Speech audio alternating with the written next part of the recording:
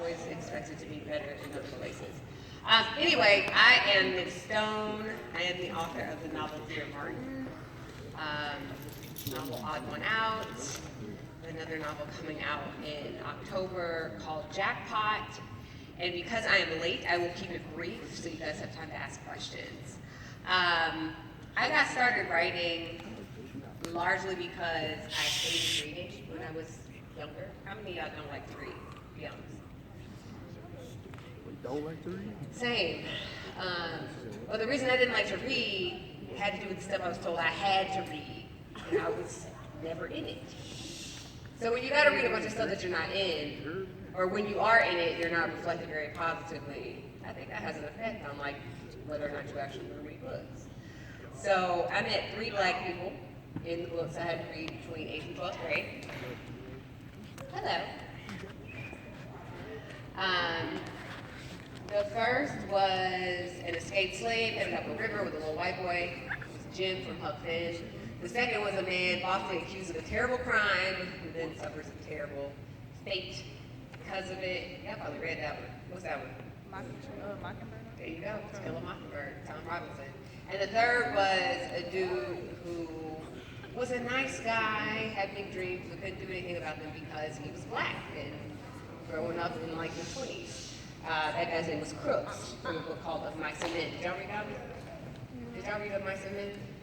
No. Lucky you. So, those being the only 3 black people I named books, I didn't really want to read.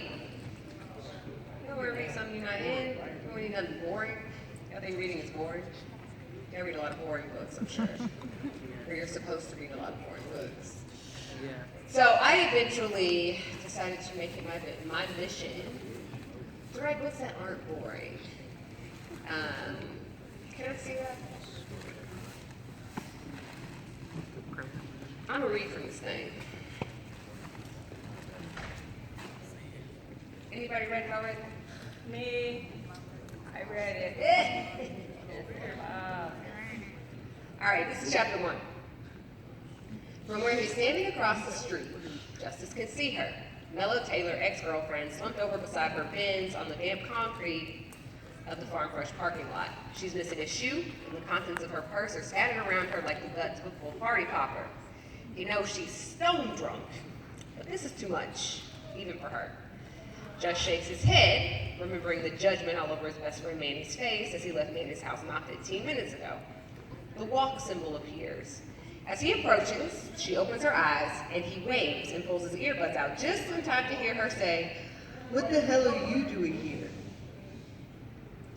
Justice asks himself the same question as he watches her try and fail to shift to her knees. She falls over sideways and hits her face against the car door. He drops down and reaches for her cheek, which is as red as the candy apple paint job. "Damn, Mello, are you okay?" She pushes his hand away. "What do you care?" Stung, Justice takes a deep breath.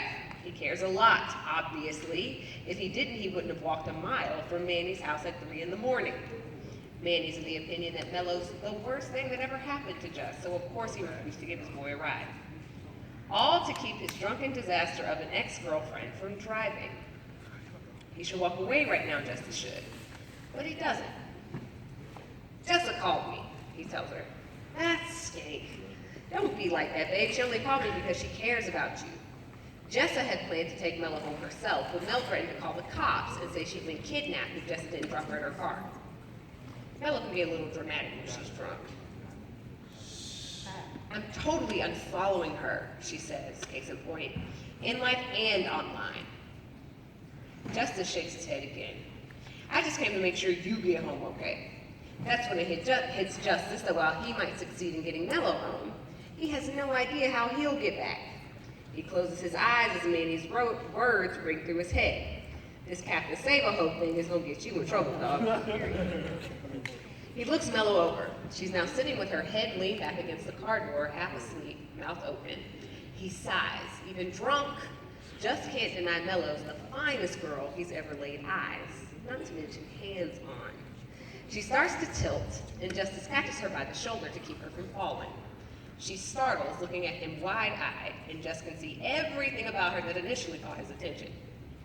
Melo's dad is his Hall of Fame NFL linebacker, big black dude, but her mom is from Norway. She got Miss Taylor's milky complexion, wavy hair the color of honey, and amazing green eyes that are kind of purple around the edge. But she has really full lips, a small waist, crazy curvy hips, and probably the nicest butt Jess has ever seen in his life. That's part of his problem. He gets too tripped up by how beautiful she is. He never would have imagined a girl as fine as her would be into him. Now he's got the urge to kiss her, even though her eyes are red and her hair's a mess and she smells like vodka and cigarettes and weed. But when he goes to push her hair out of her face, she shoves his hand away again. Don't touch me, Justice. She starts shifting her stuff around on the ground. Lipstick, Kleenex, tampons, one of those circular thingies with the makeup in one half and a mirror in the other, a flask.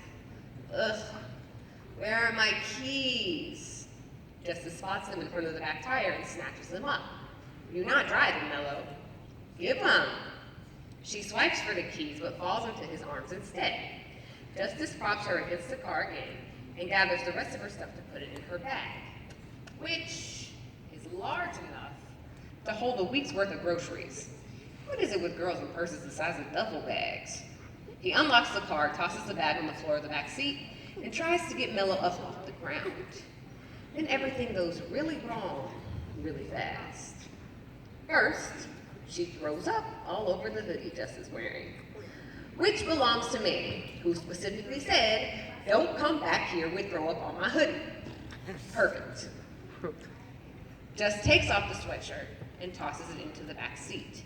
When he tries to pick Melo up again, she slaps him hard. "Leave me alone, Justice," she says. "I can't do that, Mel. There's no way you'll make it home if you try to drive yourself." He tries to lift her by the armpits, and she spits in his face. Oh. He considers walking away again. He could call her parents, stick her keys in his pocket, and bounce. Oak Ridge is probably the safest neighborhood in Atlanta. She'd be fine for the 25 minutes it would take Mr. Taylor to get here. But he can't. Despite Manny's assertion that Melo needs to suffer some consequences for once, leaving her here all vulnerable doesn't seem like the right thing to do. So he picks her up and tosses her over his shoulder. Melo responds in her usual delicate fashion. She screams and beats him over the back with her fists. Justice struggles to get the back door open and is lowering her into the car when he hears the whoop of a short siren and sees the blue lights. In the few seconds it takes the police car to screech to a stop behind him, Justice settles Melo into the back seat. Now she's gone catatonic. Justice can hear the approaching footsteps, but he stays focused on getting Melo strapped in. He wants it to be clear to the officer that she wasn't going to drive, so she won't be in even worse trouble. Before he can get his head out of the car, he feels a tug on his shirt and is yanked backward. His head smacks the door frame just before a hand clamps down on the back of his neck. His upper body slams onto the trunk with so much force, he bites the inside of his cheek and his mouth fills with blood. Justice swallows, head spinning, unable to get his bearings. The sting of cold metal around his wrists pulls him back to reality. Handcuffs. It hits him.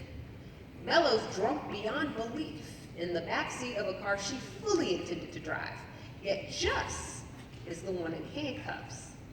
The cop shoves him down to the ground beside the police cruiser as he asks if Justice understands his rights.